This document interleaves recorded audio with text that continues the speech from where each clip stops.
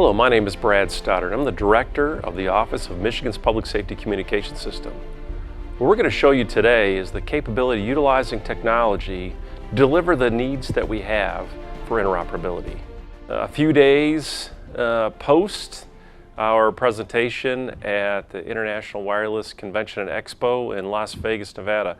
And today I'm in my home state of Michigan, and we're actually going to walk our way through this demonstration that unfortunately we weren't able to show on Monday in Las Vegas, the event, but now we're able to show it, demonstrate it with each of our participants from Indiana, Milwaukee County, Wisconsin, our partners in Tennessee, and then we'll group everyone together and have the opportunity to demonstrate how we can talk from LMR to LMR, LMR to LTE, and the capability to bring LTE to LTE together. We're going to demonstrate the use of Motorola's Critical Connect solution from an incident commander's perspective of voice communications to all the parties that may be responders.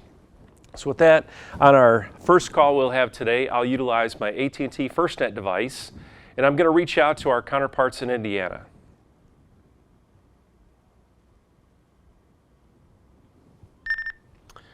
State of Michigan to the state of Indiana, if you can give me a 5 count, please. This is 75-2 in Indiana, testing 1, 2, 3, 4, 5, 5, 4, 3, 2, 1. Thank you, Indiana. So as you've seen here, we've been able to use this AT&T FirstNet device here in Lansing, Michigan to talk to our counterparts in Indianapolis, Indiana on the Indiana statewide system. So next, I'm going to utilize my Verizon device, to talk to our counterparts in Milwaukee County, Wisconsin. State of Michigan to Milwaukee County, Wisconsin for a 5 count, please.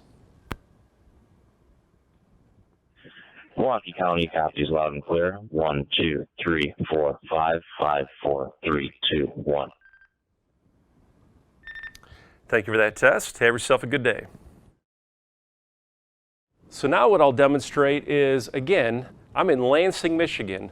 I'm going to use my radio to talk to our counterparts in the state of Tennessee. State of Michigan to the state of Tennessee, 5 count, please. Good morning from Tennessee. Testing 1, 2, 3, 4, 5, 5, 4, 3, 2, 1. You are loud and clear in Tennessee. Thank you for that test. You have yourself a great day. So we've been able to demonstrate an AT&T FirstNet device, a Verizon device, and now a land mobile radio from Motorola to connect to our counterparts in Tennessee. So now what I'm going to demonstrate is I'm going to talk to my counterparts here in the state of Michigan. I'm going to utilize my Verizon device to test here.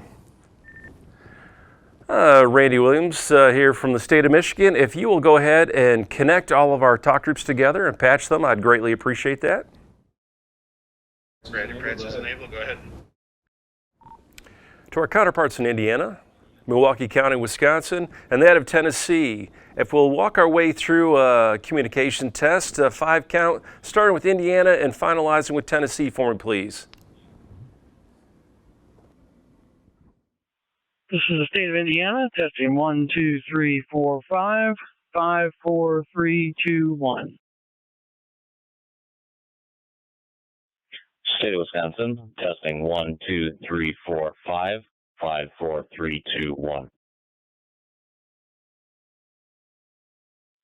And state of Tennessee testing 1, 2, 3, 4, 5, 5, 4, 3, 2, 1. Thank you, gentlemen, on the demonstration utilizing the ability to connect from right here in Lansing, Michigan to all of you spread across the greater part of this United States. You have yourself a great day. So what we're able to demonstrate in this is multiple pieces. One is from an incident commander. It helps us to understand that we need to talk to everybody at the scene, regardless of what tool set they show up with. We know there's plenty of cross-border mutual aid that happens every day between the local users on both sides, the state of Michigan and the state of Indiana. The second part of that was a use case scenario where Michigan resources were going to be deployed for an event in Milwaukee County on a single platform, if you will, the virtual platform from the cloud. The other opportunity out of that is we can look at that as a FEMA 5 region piece that across our 6 states we'd have the ability to communicate within those states, which is what we would believe is somewhat normal within our FEMA region. The other part of that is we did have resources that deployed to the state of Tennessee after they had a significant fire ground incident there a few years ago. If we would have had Critical Connect in place and utilized in all those areas, it now would have allowed us to easily tie together between our FEMA region and an adjacent FEMA region the ability for our users, our first responders, to roam into that event and work with those users. What we see as the future is the data piece of that, how we can bring in the automatic vehicle locator, automatic resource locator, to bring in those devices to know not only where the first responders are at the incident, but as well as the additional resources, whether it be the apparatus, vehicles, etc. This is where the opportunity lies as we look towards forward, to bring in the data piece of that. So now as an incident commander, they can talk to them from a voice standpoint, and they can know where their resources are also at the event.